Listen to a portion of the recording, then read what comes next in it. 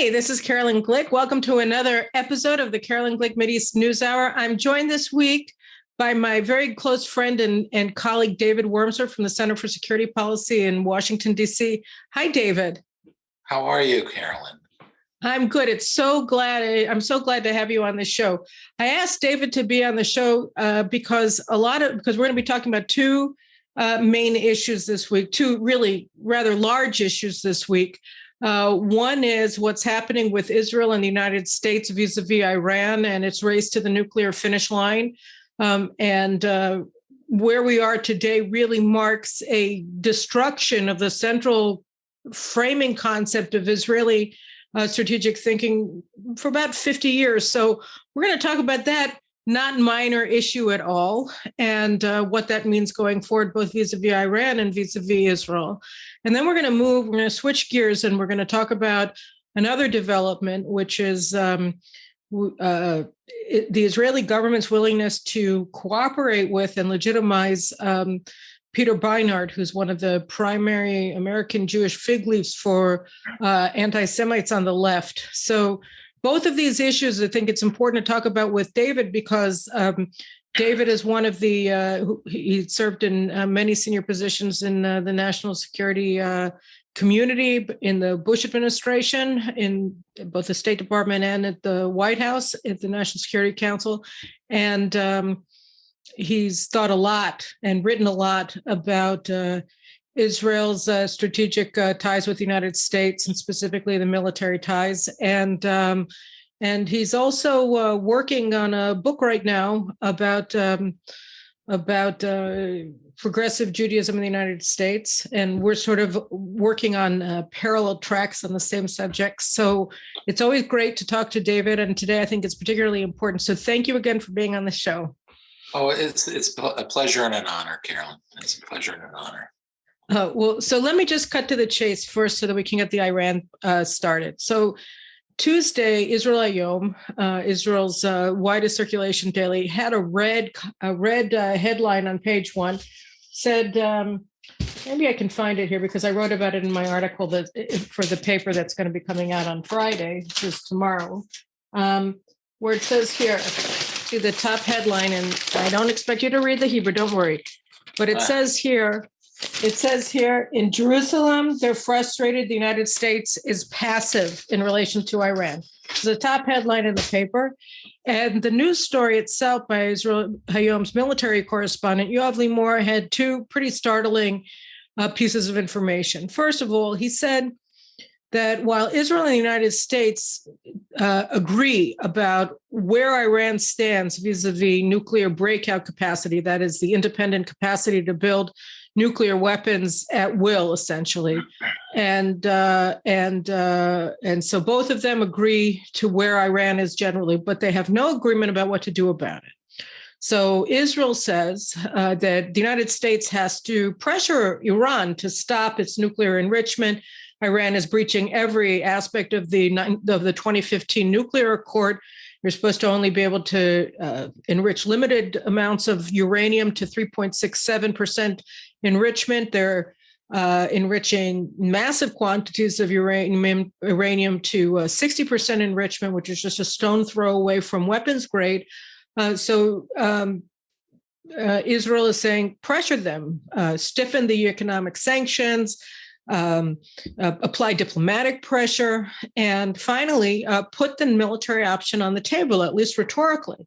And to this report, again, according to this report, the United States says no, military option is not on the table, and we're not willing to discuss it. As for economic sanctions, the United States is turning a blind eye to massive exports of oil and gas on the part of Iran in breach of U.S. economic sanctions to China, to Turkey, and to other countries. Former U.S. ambassador to the UN, Nikki Haley, just wrote an article about it in the Wall Street Journal a couple of days ago. And so they're not going to do anything about that. They're enabling Iran to transfer oil to Lebanon through Syria. They're working with Jordan to enable Iran to transport energy through Jordan to Syria to Lebanon, and so on and so forth. So the United States is not going to put any additional economic sanctions on Iran. And as for diplomatic pressure, so we'll discuss that, but only if you, Israel, make concessions to the Palestinians, and in the background all the time is the U.S.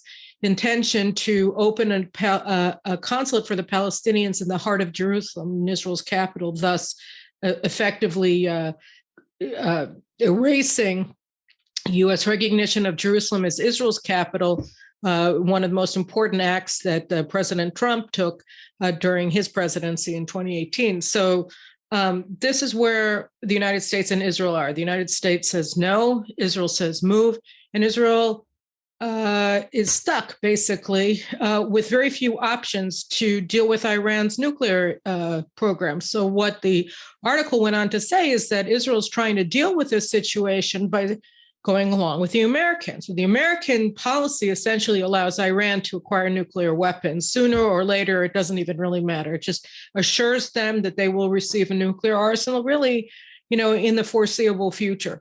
And so Israel is saying, okay, well, we want to coordinate our policies with the United States. We don't want to abandon the United States. And anyway, we don't have anything to do. So the new policy of the government is to say, okay, we support going back to the JCPOA, to the 2015 nuclear agreement. And that nuclear agreement gives Iran a glide path to a nuclear arsenal at the latest by 2025. So Israel says, fine. Why? Because they say, well, maybe if Iran goes back to this, then they're going to constrain their nuclear operations to what is permitted under the 2015 deal. That is, they're going to stop enriching uranium to 60% enrichment, go back to 3.67, and they won't stockpile as much enriched uranium, which is really, we can get into how wise that is, but on the face of it, it's completely absurd to say that they should go back to abiding by an agreement that gives them a nuclear weapon in order to prevent them from getting a nuclear weapon. And then the other thing is that the reason why Israel's position is now to support the U.S. effort to return Iran to compliance with the 2015 deal is because Israel wants to buy time. It wants to buy time to do what? To launch a diplomatic campaign against Iran's nuclear program and to develop a military option for attacking Iran's nuclear installations. So two things here that are important. One is that effectively Israel is saying, well, we're going to legitimize the nuclear program by agreeing to a return to a deal that legitimizes Iran's nuclear program. So then after they've done that, they're saying that they're going to go into the international community and ask for help to oppose the deal that legitimizes the nuclear program that they now are campaigning against. So that's difficult. And the other thing that we learned from that is that in 20 years of warning and planning and trying to constrain through various means, economic, diplomatic, sabotage Iran's nuclear efforts, Israel still doesn't have a military plan or capability, apparently, to actually destroy sufficient numbers of Iranian nuclear installations to significantly set back the clock on their nuclear bomb program. So both of these things are pretty amazing, and they speak to where Israel is and also to where the United States is, these two countries that are allies on this very, very critical issue. And so I want to open up to you, David, and talk about, when I tell you this story, which I understand has not been reported, it sort of just fell like a thud, even though it's an earthquake. What is your response? What does this tell you about of the fight, first of all, to prevent Iran from acquiring nuclear weapons? I'm not surprised one iota about the American position. I'm a little surprised about the Israeli position. The American position, back in 2006-07, when I was still in the administration, the Bush administration, I remember talking to an Israeli diplomat, and he was telling me how they want to coordinate possible responses to Iran's nuclear program and so forth. And I looked at him and I told him, you got to understand, this administration at that time was the George Bush administration, is not going to do anything. The cavalry will not come. You're on your own. If it has to be kinetic to stop the program, then you're on your own. number one. And number two, diplomacy won't work. So, i.e., you're on your own. If it was true under George W. Bush, it's even more true under Obama and even more true under Biden. The Americans will not stop Iran's nuclear program physically. Well, why is that? That was always a thing that got, I always said, why is it? And I have a theory about it, but I'd first like to understand your response. I think it's the complete collapse of the arms control paradigm in the United States that has governed Washington foreign policy life since the early 60s. The idea that you can effectively negotiate through this theoretical, quote, rational actor model, a set of incentives that comes to terms with a foreign government's nuclear program or any sort of arms program you have a problem with, and that their interests in international security will eventually moderate the regime. So it becomes a vehicle for eventually coming to terms with the regime and changing the character of it into a responsible international actor. This has been the guiding principle of American foreign policy since the early 60s, and that has collapsed here too. And frankly, it collapsed a number of times before. The whole was it ever right? Was it ever borne out? No, it was never right because it never took seriously the ideological objectives of the enemy. The Soviets never moderated; they collapsed. They couldn't moderate.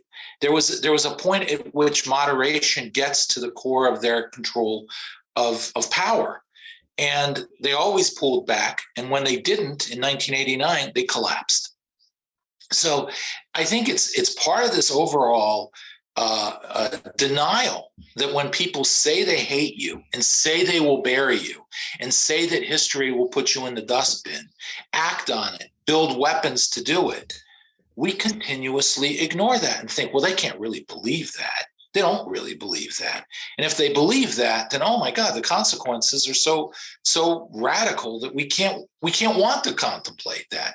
So essentially, because what Iran has been saying has been very clear, it never hid what its objectives were.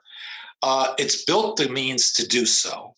And contrary to what some of the administration people in the previous Obama administration said, or this administration, the JCPOA did not halt their program at all. Neither did any of the diplomatic agreements the Europeans had in the 2000s.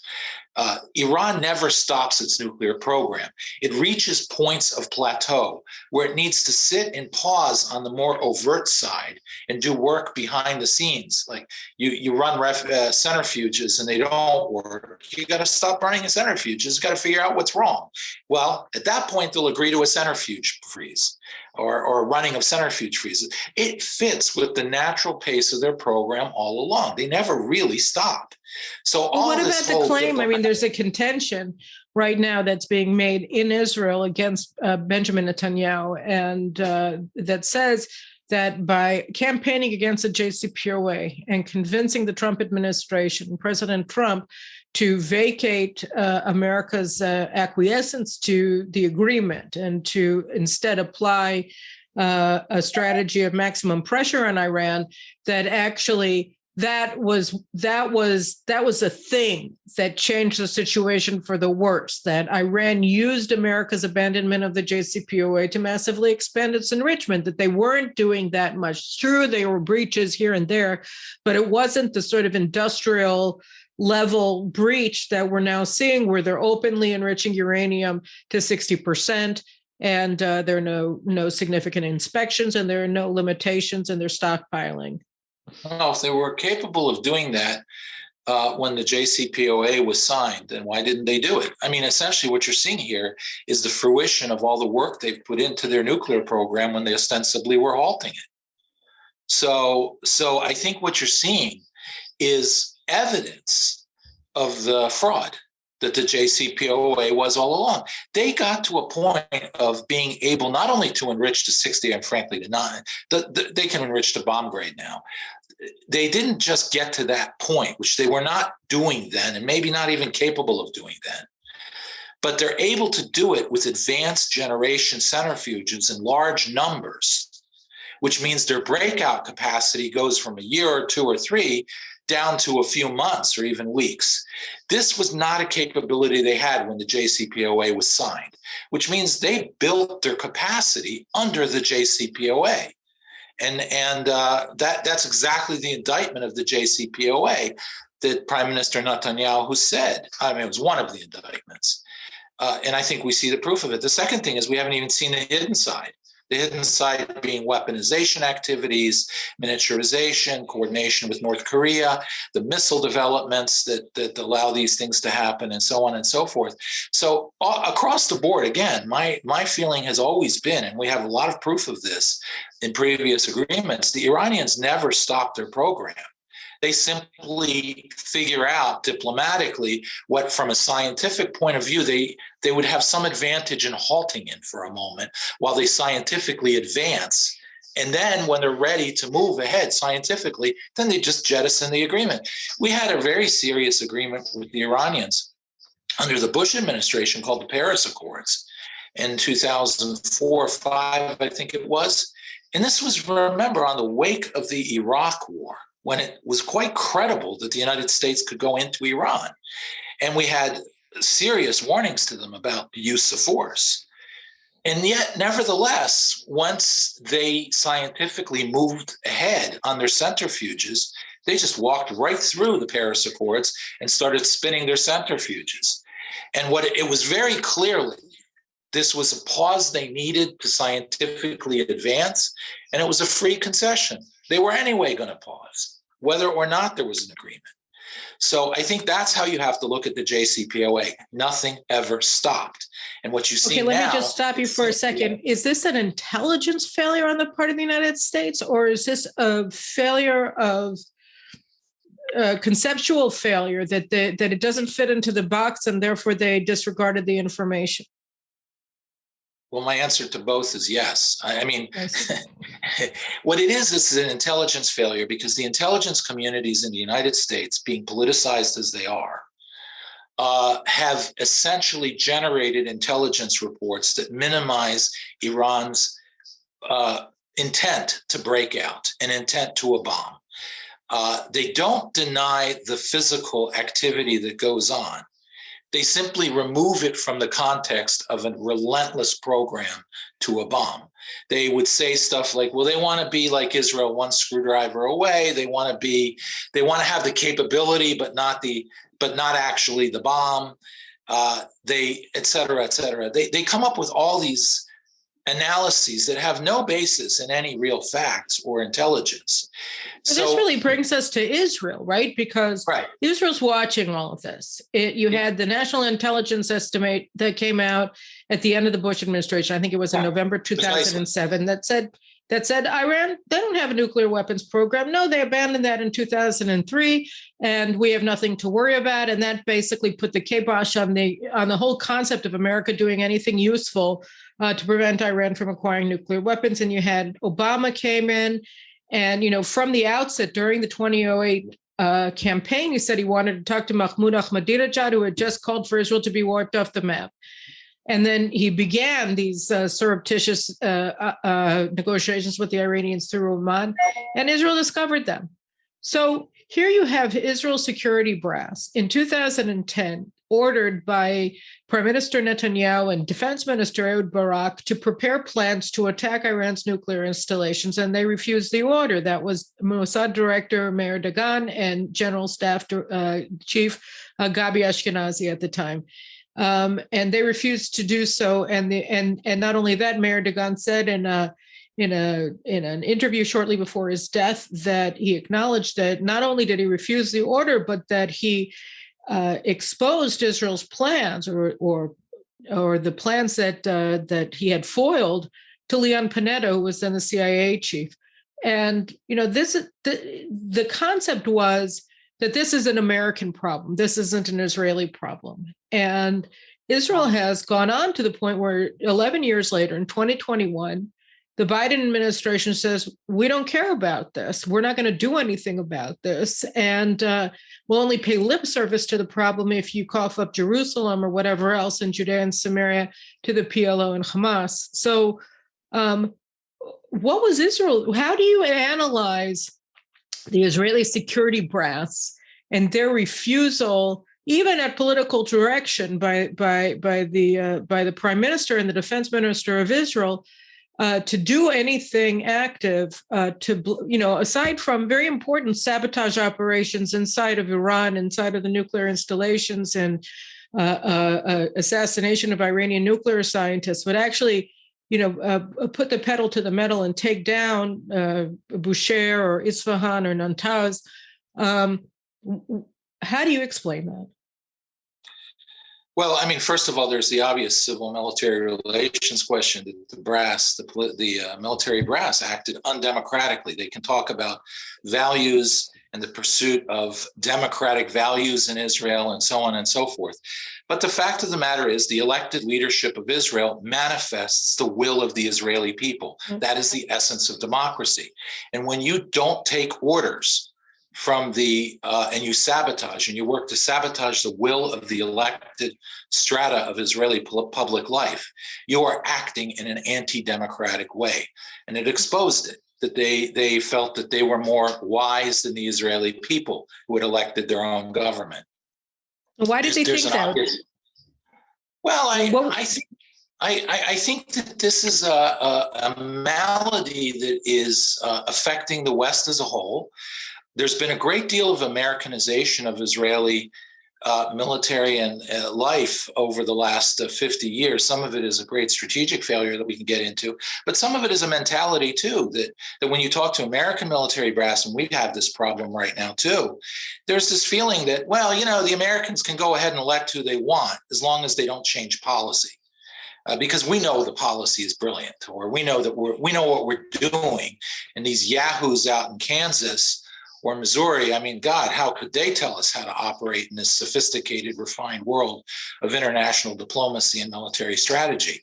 So there is, in essence, an arrogant aristocracy emerging. And I think you have seen that mentality beginning to affect the Israeli security establishment, which unfortunately, through historical accident or historical reasons, has had an undue weight in Israeli military planning. Strategy is not a military affair, but they've sort of defined it as such. So I think the military establishment in Israel, first of all, feels its importance is so much more than, say, would the military establishment of Luxembourg be. But at the same time, they've accepted this aristocratic arrogance that affects bureaucracies throughout the West these days. That, God help us if we ever listen to the people who elect us.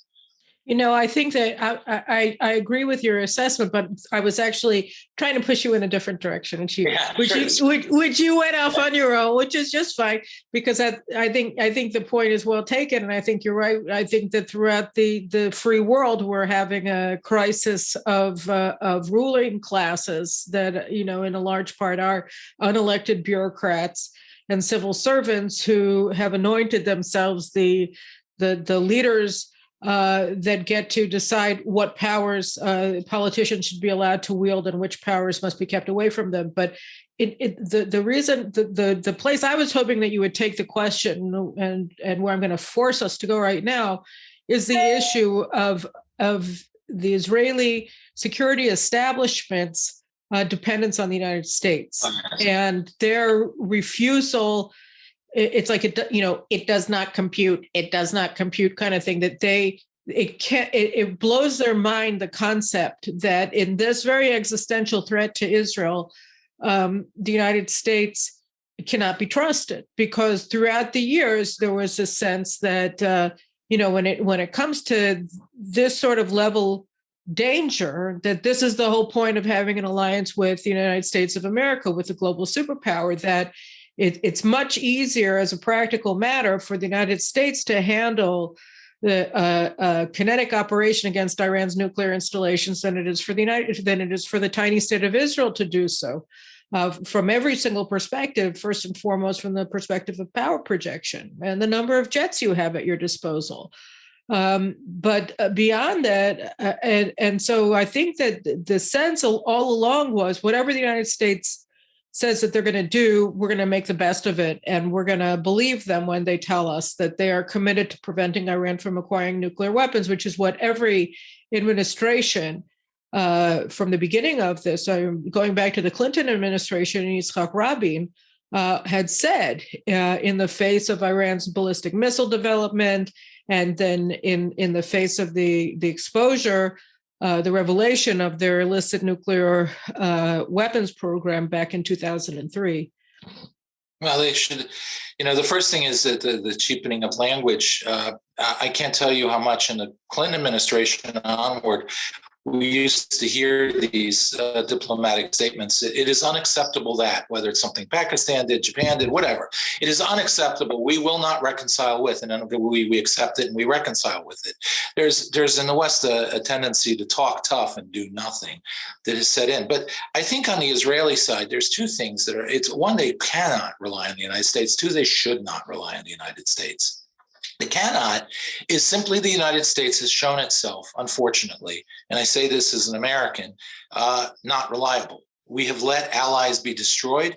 We treat our friends worse than at the end of the Cold War, it was a fire sale to our enemies, whether it was Syria or whether it was the PLO. Instead of siding with the side that sided with us in the Cold War, Israel, we decided to sell out our friends to make friends with our old enemies. So it didn't pay to be our enemy. It didn't pay to be our friend. It paid well to be our enemy. So the United States has a history of being, in the last 40 years or so, being unreliable, if not even rather difficult for its enemies, for its friends. There was an expression that came out of Vietnam: it's dangerous to be our enemy, it's fatal to be our ally. And Israelis should understand that. The second thing that's important is that they shouldn't want to do this. Israel was most popular. There's this idea that sets in the Israeli military establishment that giving in to the Americans, giving into the United States, builds the support you need for the rainy day, for the 73 war when you need the airlift or something like that. And I think what they miss is that Israel, in the American imagination, popular imagination, is a little form of the United States. One of the reasons why Israel was so unbelievably popular in the 70s was because Israel did what we Americans wished we would do. That they just got up on their own, flew to Entebbe and freed their hostages. Something that we found, catastrophically embarrassing in Desert One in Iran with our hostages. So in many ways, Israel's most important branding in the American psyche is the successful mini version of the United States. So when Israel sits there and says, well, the Americans can do this better, so we should let them do it. After all, it's their interest too, or maybe more their interest than Israel's. So whatever the Israeli establishment says, they don't understand that they're actually undermining the very essence of why Americans are so pro-Israeli.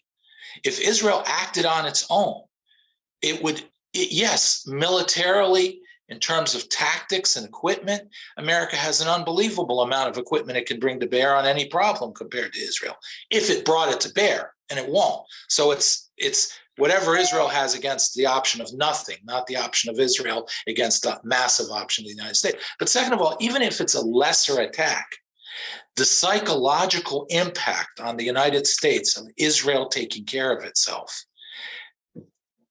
really drives home the point for Americans. And precisely at this point, when Americans have no self-confidence, drives home the point of why Israel is so important to America and the American psyche. Instead, if Israel relies on the United States, it positions itself as the ultimate strategic albatross. Oh, well, we Americans have to deal with our own problems. We have so many, but now we have to go deal with the Israelis' problem. Well, why don't they deal with it? And you will hear that on the American street. It will undermine the support for Israel and make it exactly what Israel's enemies keep saying it is, a strategic albatross for the United States. You wrote an article that I cited in my latest column in Israel Hayom in August of 2020. You called it reflections on the U.S.'s guarantee of a qualitative military edge to Israel. And it's an important article because in it you trace the development of U.S. military support for Israel and what that did to the Israeli security establishment. That it sort of developed this mentality of welfare queen among the Israeli General Corps. And so I don't want to go through the whole history. I'm going to put a link to your article on my website when I post this discussion on it. But we don't have to go through the whole thing. Basically, it started with the Phantom F4 sales to Israel in 1970. But talk about what this did to Israel, the weapons, and what the Faustian bargain that Israel made when it agreed to receive U.S. military assistance in a very significant way. Right. Well, I would encourage all your viewers to go back and one study or just look up why Ezra Weizmann left the Israeli government in 1970. There was a grand coalition, American arms sale. There was this Faustian bargain, as you put it, where the United States had a peace process called the Rogers Plan. It came at the end of the War of Attrition. And the Israelis, the War of Attrition, I don't think is understood even that well by Israelis today. It was a constant, it was started by the Egyptians, and it's a war they chose to have. But it's a war that Israel used strategically to keep the bulk of the Egyptian forces far back, 40 kilometers back. And this was back in 1970, 1968, after the 60 War. 70, exactly, 68 to 1970. They kept the bulk of the Egyptian army back, and that gave Israel 72 hours warning of physical movement of forces to trigger a war. So that buffer was critical. And the moment the ceasefire was signed, the Egyptians moved everything forward. And the Israelis said, well, then we're going to start attacking again because we need that buffer. We need that 72 hours of warning, which, by the way, was always a physical warning. It wasn't supposed to be originally having some deep spy in the Egyptian government. The Americans said, no, we have this peace process. That's more important. And the Israeli government basically said, well, we have to do this. And at that point, the Americans came up with the formula, not later, of the qualitative military edge, which is we will guarantee your military superiority to such an extent that you can afford to absorb this first strike on fundamentally disadvantageous strategic lines, with the Egyptians fully mobilized on your border and Israel being demobilized as it has to be on a normal day, 500 miles from its population centers. So inherently, the Israelis put themselves in a very dangerous position. But the Americans said, look, we're going to give you so much qualitative equipment that it doesn't matter. You're going to beat them in 5 minutes anyway. The Phantom, the F-4 aircraft can't be shot down. So that was the moment at which the Israeli military elites made a decision that haunts them to this day, which is a high-tech piece of equipment is worth and the American, quote, strategic umbrella is worth far more than independence of action and strategic maneuver. And it was over that point that Ezra Weizmann resigned. He said, if we had thought that way in 1948, waiting for this or that piece of equipment or this or that piece of international support, we would never have come into existence. And we wouldn't have stayed in existence in the 50s, and we would have never won the 67 war. So essentially, where the left always says, oh, occupation, and ever since 67, Israel hasn't won a war, the truth is, this is the reason why, is because they're relying exclusively on technology rather than good old strategy, deployment, strategic maneuver, and independence to defend themselves. And it's part of a larger strategic vision that you see in the Israeli military that's borrowed from the United States in many ways. It wasn't even working in the United States. It hasn't worked in the United States. But this is the origin of what's gone wrong. And when you look at the Hamas war last summer or this summer, You see it still playing out. Well, we need more. We need more of these rockets to load into our Iron Dome batteries. My God, the United States, they have to resupply us. They have to give us more money so that we can resupply our Iron Dome. And well, to do that, we're going to have to give in to the Americans on this and that, maybe the embassy, the consulate, blah blah blah. The problem is, the first question Israel has to ask is, why are they tolerating 5,000 missiles on their cities? Is this really a strategic victory? And again, it's this belief that technology can overcome fundamentals of military conflict, and it cannot. And as a result, Israel, both diplomatically and strategically, has been on the defensive ever since August 1970. You know, it's so distressing what you're talking about, and I think it's so important for us to really be raising this subject and discussing it as much as possible. You know, here in Israel, we have a retired general who was the comptroller of the military for 10 years. He left a couple of years ago. His name is Yitzhak Brik, and he's been warning for the past couple of years that Israel's ground forces are critically damaged, that we don't have the stores that we need, we don't have the spare parts, we don't have the NCOs that are capable of replacing or fixing, repairing broken down vehicles in times of war. Our supply lines will last for 24 hours. I mean, really, really, really serious problems in our logistical trains and in our capacity to be combat ready, and when you add to that the atrophied strategic conception or conceptual framework that the Israeli security establishment has been operating under, and really it's never been justified since 1970, that it's better to have the United States supporting us than for us to be going out on our own and defeating our enemies, then we're really faced with a critical threat level that that's very difficult as a practical matter to think about how to deal with. I mean, I think that the way to handle Iran is to not think about it so much as a military question, if we do in fact lack the means to do something about it, but rather as a political issue for the Iranians to deal with, and that Israel's greatest ally in fighting the Iranian nuclear weapons program is the Iranian people who want to overthrow the government that's pursuing them. I mean, both of our dear friend, Michael Ledeen, who's really been the most outspoken advocate for overthrowing the regime as a means to really cut off the head of the Iranian snake. If you got rid of the regime, then you cripple all of its terror proxies, from Hezbollah to the Shiite militias in Iraq, to the Assad regime in Syria, although now he's also supported by Russia, but you certainly critically weaken him, to Hamas, to Islamic Jihad, to the Houthis in Yemen, and many more. And you do that, you also have an Iranian people that will probably not have the same desire to wipe Israel off the map as these theocratic jihadists who rule the country. And I think that Israel would be well placed to assist the Iranians in doing what they've been trying to do for many, many years. But be that as it may, when I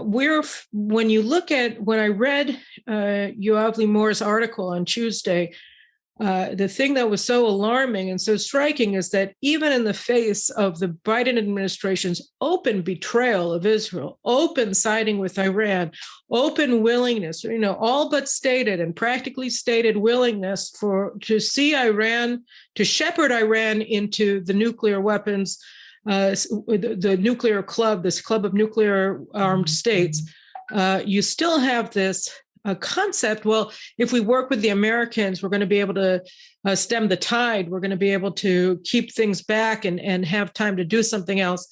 And I think that in many ways is even more alarming, because it shows a stasis.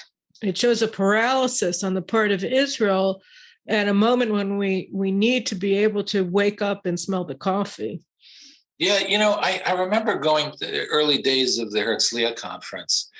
And which is a primary, just for people who don't know, because I haven't gone to the Herzliya conference in years because who cares? But this is where all of Israel's security establishment goes and talks about how smart they are. Precisely.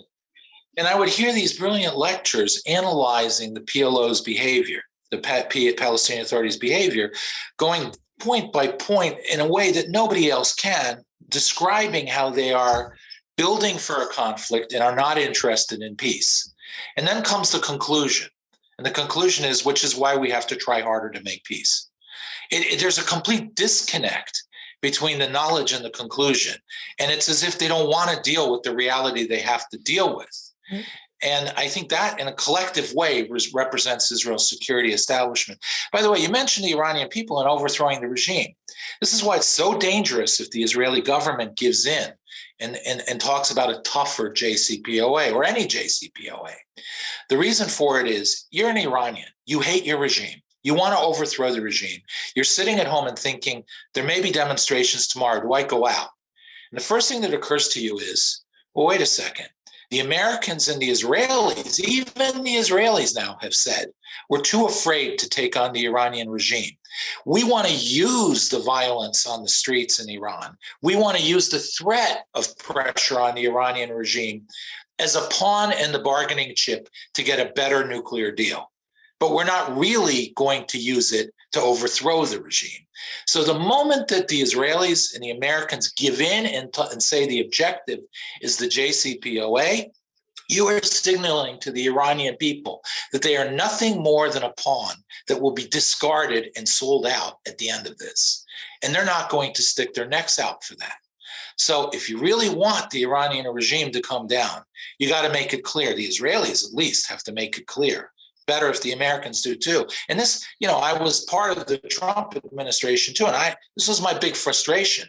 I don't think you can have a bifurcated policy of negotiating a better deal on one side and really solving the problem. And I think by this point, it should be clear the only real solution to the problem is the termination of the Ayatollah's regime. You can't do both. The moment you signal you're out for a better deal, you undercut the dynamics that could lead to a regime collapse.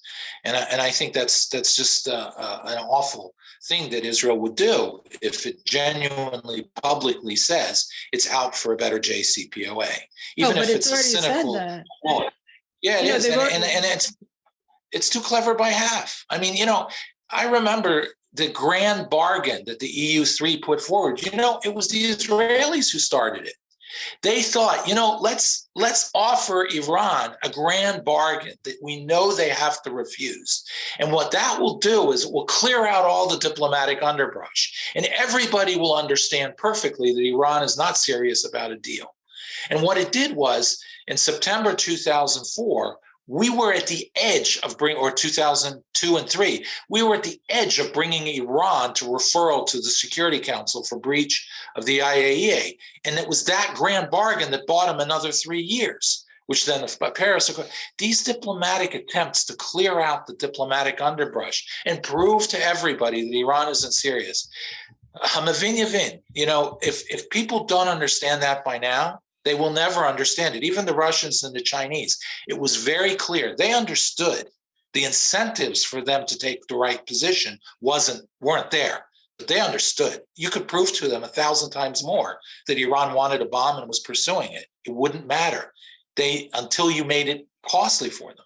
So again, we're here at the same point with this. The Israelis are in danger of committing another too clever by half sabotage of themselves.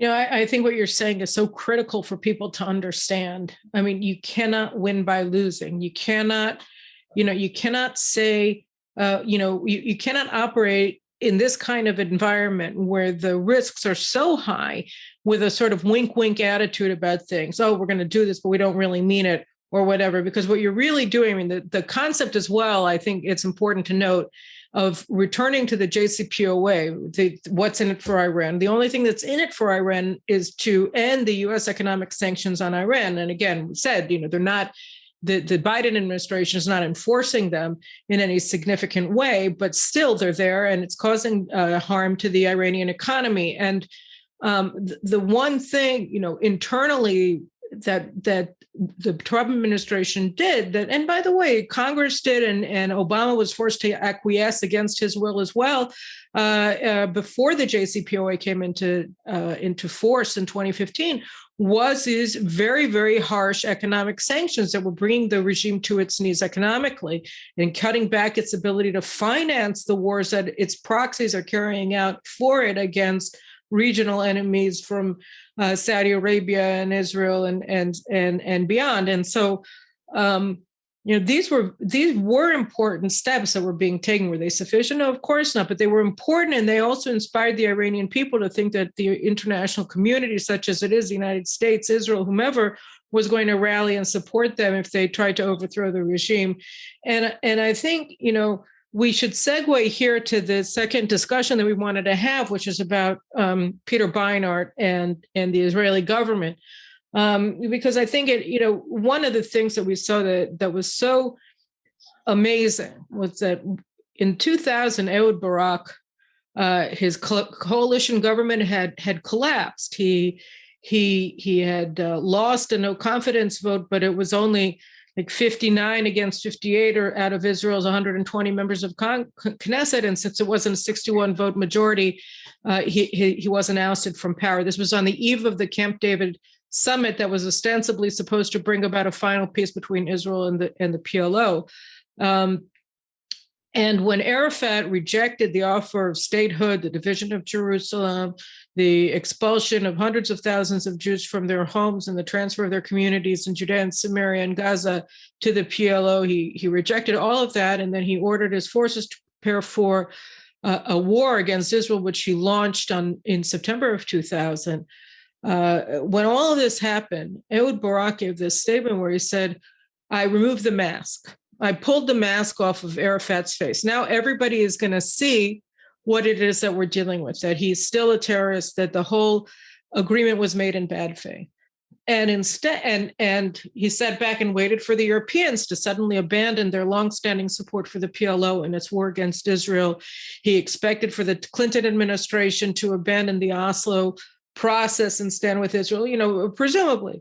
And of course, in the event, none of that happened. All of them not only stood by the PLO, but anti-Israel forces throughout Europe and increasingly in the United States began rejecting Israel's right to exist and, constantly escalating fashion of hostility against the Jewish state. You had mass demonstrations in Paris and London, in Berkeley and San Francisco against Israel, while Israelis were being murdered in suicide bombings in the streets throughout the country.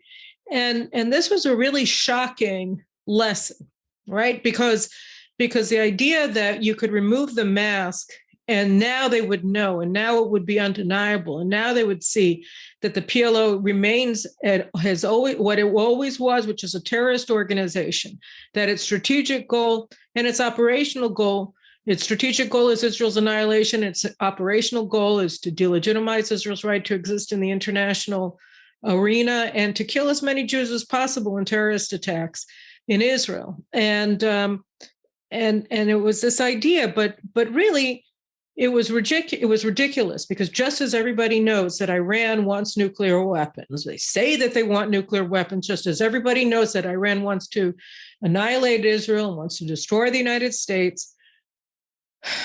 And they live in denial about it, not because they don't know, but because they don't care, or maybe some of them even support it.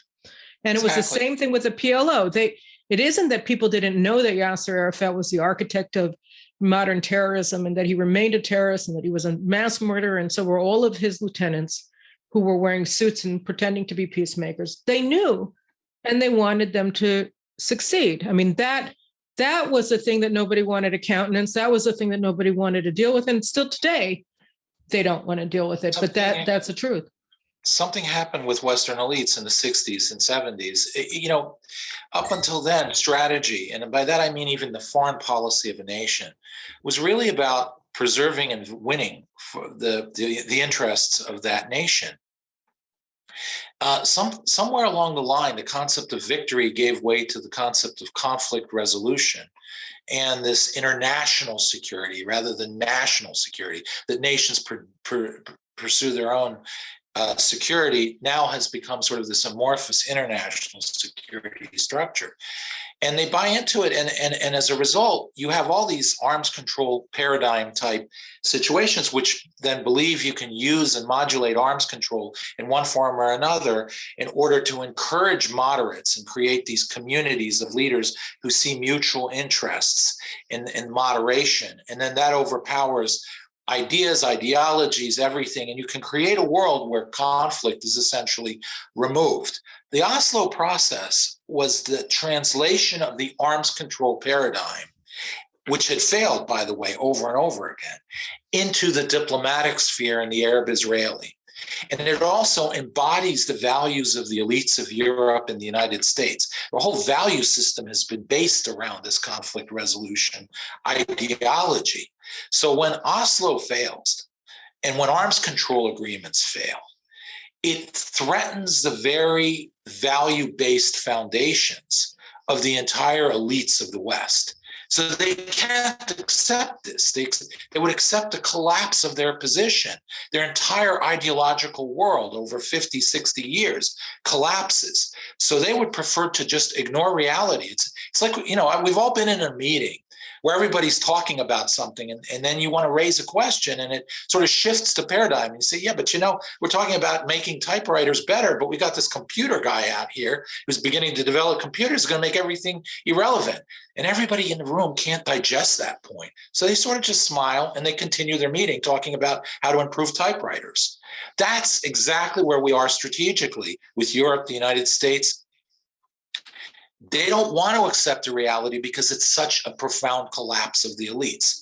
Instead, it's becoming increasingly obvious, though, on the ground, and they take out their wrath ever more on the symbol of why their paradigm is collapsing, Israel. So there's a hostility building, not just an ignoring of reality, but a hostility. If Israel would just go away, we could continue happily with our false paradigm. So I think there's something much more dangerous emerging, and it's affecting the intellectual communities of the West profoundly at this point, because their worldview has been tested. Oslo was a laboratory perfect application of conflict resolution theory, and it, in a laboratory perfect way, failed. Every single possible control factor had been set in a positive direction to make this experiment succeed, and it still failed, which meant the very paradigm failed of land for peace and so forth. So again, to me, I think the essence is that the elites in the West and Israel has bought into this acceptance and wanting to be accepted. And this, you get into the Peter Beinart thing. The price now for being invited to cocktail parties, the price for being accepted into this diplomatic community is to buy into their paradigm. That's the role that Peter Beinart plays. That's the role Israeli leftists play. It allows them to continue their paradigm. So let me just back up for a second. Let me just back up for a second, because the thing about Peter Beinart that's important is that, Peter Beinart last summer wrote an article that the New York Times published saying that he no longer believes that Israel has a right to exist. He had, he began his life as a neoconservative. He was the editor of the New Republic. And then after the US invasion of Iraq, at some point, he began to shift very quickly from sort of the center-right, I don't know what you would, neoconservative, liberal interventionism, whatever. And he moved to the far left. And the way that he did it, his cause célèbre was to become anti-Israel. And that was really how he made a name for himself. As the left in the United States progressively became more and more hostile to Israel, Peter Beinart presented himself as a go-to guy for anti-Israel activists in the United States, that he would give them a hechsher, that he would give them a Jewish good housekeeping seal of approval say that they aren't anti-Semitic when in fact they are. And so he was going this way. He was playing a little bit. He was flirting with the BDS movement, the BDS campaigns, which are anti-Semitic, to boycott and ostracize Israel and its supporters in the United States. And so he was sort of playing with them for a while, and then he embraced them.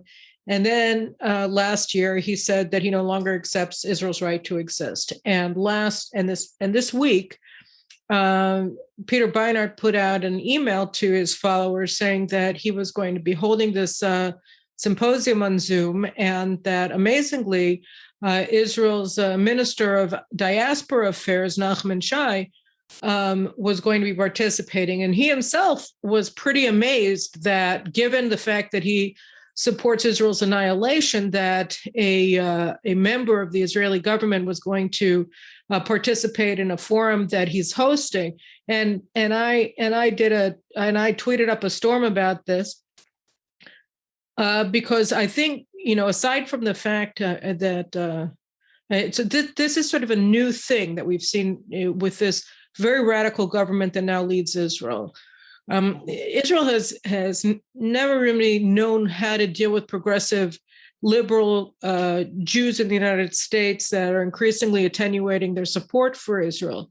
But we've always known not to help the Norman Finkelsteins of the world, not to help people not to legitimize American Jews who support Israel's enemies, who support Israel's annihilation. And so this is the first time that you see the Israeli government, in the form of Nachman Shai, the Diaspora Affairs Minister, actually empowering anti-Israel American Jews. And to my mind, this constitutes a danger for the American Jewish community. And I wanted to talk to you a little bit about that and who is Peter Beinart and what he represents, but also, how this is likely to negatively impact the American Jewish community. Yeah, you and my wife agree about something very critical here, which is that there's been a move by Jews on the left here to essentially barter their Jewish credentials for acceptance in the progressive left. That it's a kind of a careerist or / survivalist mode. Peter Beinart, as a person, I think, unfortunately, and I say this with a great deal of sadness, I think Peter Beinart has intentionally cut out a career for himself, playing a role. Being a Jewish neoconservative who supported the Iraq War wasn't going to make him stand out. And he was never going to be a real large-scale household type name that way, and that was his aspirations. And I think he's found a niche for himself that puts him on everybody's lips, including our lips. So I think there is a certain careerist element here, and I hate to be so ad hominem like that, but after so many years of knowing him and talking with him at times and seeing him, I can't but come to that conclusion. However, why is he getting traction to be who he is? And I think therein you get into the larger scale bartering of Judaism. There is a breakdown in Jewish identity in the United States Jewish community. It is there's many articles and so forth about how essentially it's become the religion, the liberalism or the progressivism is becoming the religion of young leftist American Jews rather than Judaism itself and so forth. Well, the problem is the progressives won't have you unless you play a role for them. And so you need to play that role. And that role is what Peter Beinart fills. And it's the role that now more and more progressive Jews want to do, whether it's the Jewish Voice for Peace, J Street, etc. What is, again, astounding to me isn't surprising. I'm not surprised that American Jews, about 40% or whatever the number is are doing that. My son is in a Jewish school, even in a Jewish school teaching Jewish values. A good half of the school, I don't think are going to marry Jewish and probably not going to have Jewish kids. I mean, it's the end of the road in many ways for the Jewish community on that side. I'm not surprised by that. I'm surprised by Israel sanctioning that. I'm surprised by the fact that J Street, by other Israelis, maybe not Nachman Shai, but other Israelis have been playing footsie with J Street. They've been playing. Oh no, Nachman Shai. Half of the members of this government were at J Street conferences repeatedly in recent years. I mean, this is the most radical government. But I just want to stop you before you go into J Street, because I agree with you. But Peter Beinart is important specifically because his job in the world, his position in the world involves being a fig leaf, enabling, legitimizing anti-Semites and anti-Semitism in the United States. And so to my mind, when the Israeli government legitimizes him, they're endangering American Jews, because they're giving a green light to a man who green lights anti-Semites. And this is at a time when you're getting, particularly from the left, you're getting politically supported anti-Semitic violence waged against the American Jewish community in a way that we really haven't seen since before the Second World War. Well, I don't want to mince words, and I know this is probably not very political to say, but the purpose of progressives, non-Jewish progressives, Antifa, others, is to destroy the Jewish people. It isn't the only purpose. Their purpose is to destroy the West. But they know the history of Israel, the history of the Jewish people is intertwined with the history of the West. Whether we like it or not, America is a Judeo-Christian culture. It is Rome and Jerusalem.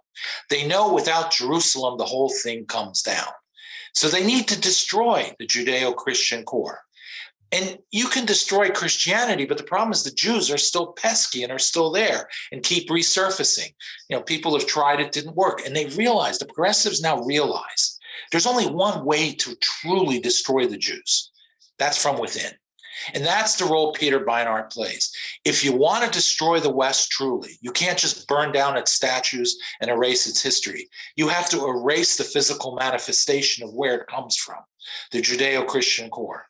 And to do that, you have to erase the Jewish people, not just Israel. And that is the role that they're playing. When you look at what Peter Beinart says, he's erasing Judaism not only since 1948 in Israel. He's erasing Judaism before Yavne, before the destruction of at the time of the destruction of the temple, the entirety of Judaism before that, which is the foundation for the existence of Judaism that we know. We don't say next year in Jerusalem for nothing. We don't live constantly but marking Tisha B'Av and so forth.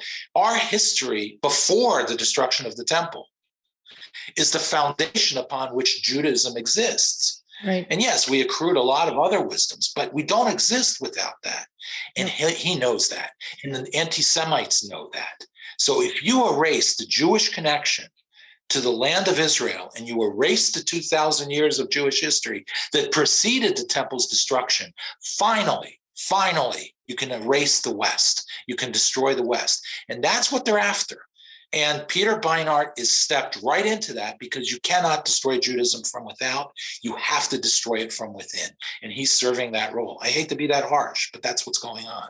No, I think you're right. And I think it also speaks to the incredible perniciousness of the PLO, right? I mean, because everybody's favorite terrorists, I'm just going to start, my microphone fell onto the floor from my ear. So I'm just going to, my earpiece. Anyway, you're right.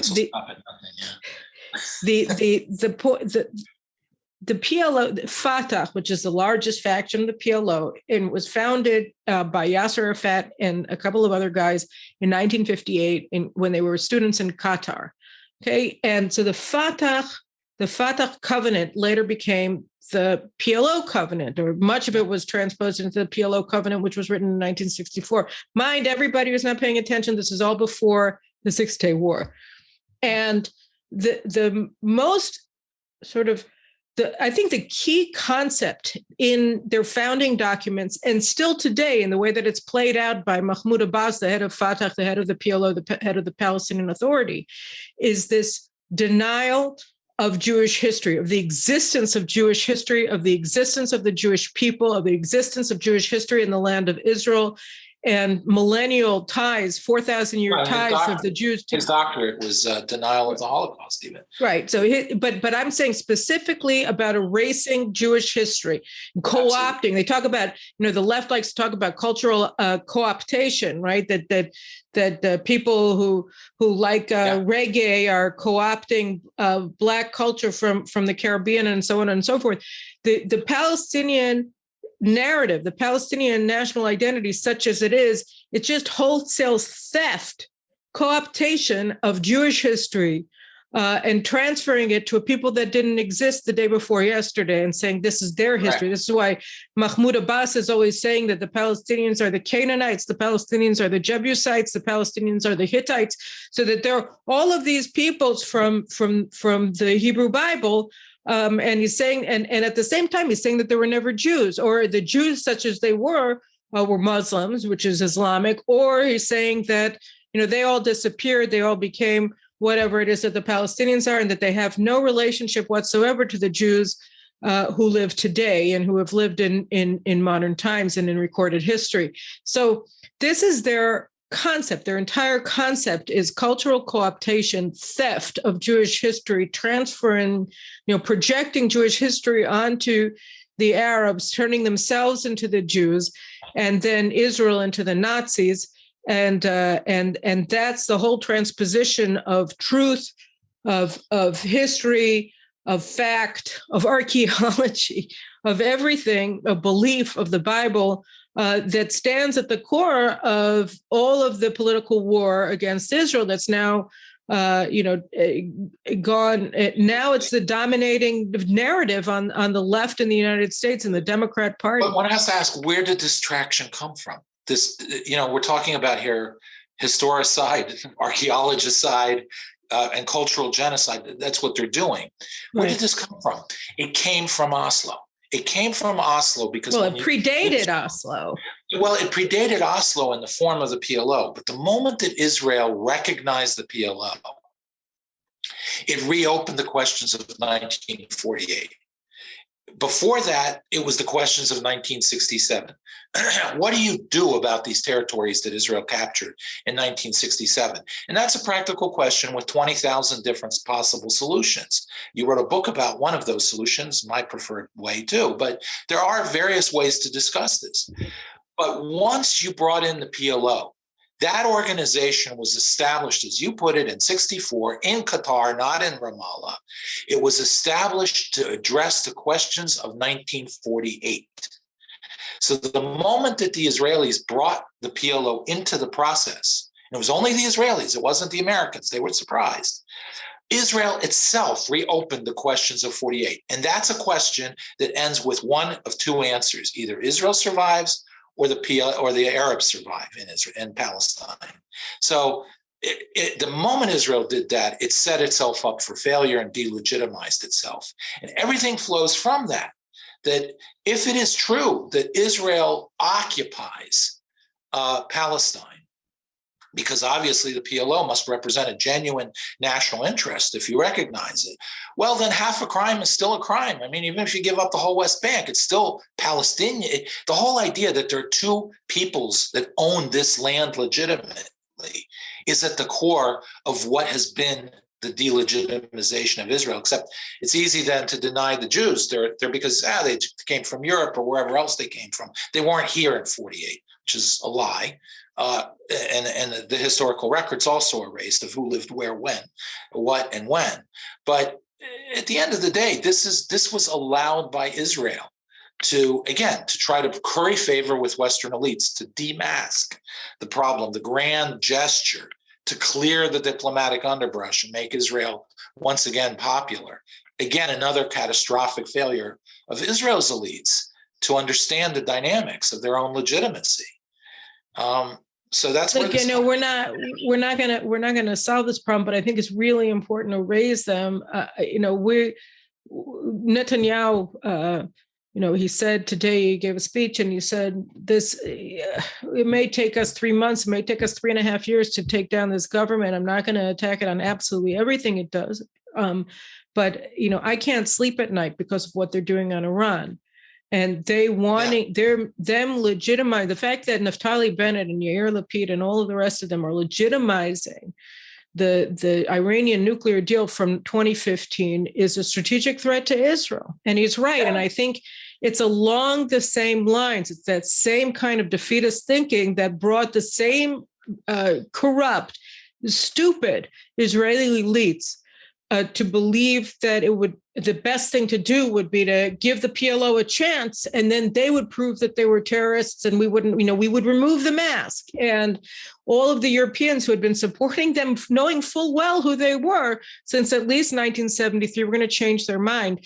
When, of course, that was just self-delusion, and it's self-delusion in this case as well. And it's self-delusion that all goes back, I think, to what you pointed to in your paper, and I'll also link the article that you wrote about Beinart a year ago on my website for people to read the background to.